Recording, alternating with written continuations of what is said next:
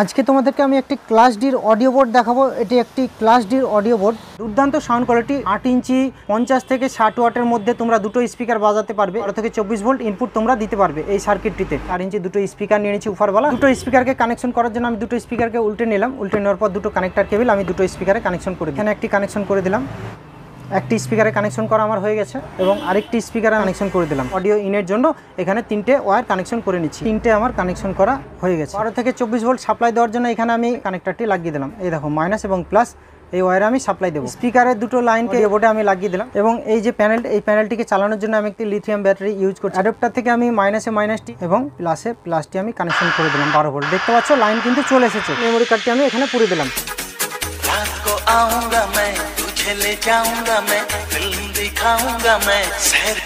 এটিকে আমি বন্ধ করে দিলাম এবং এটি খুবই সুন্দর বাজছে। ভিডিওটি ভালো লেগে থাকলে ভিডিওতে একটা লাইক করে চ্যানেলটিকে সাবস্ক্রাইব করবে।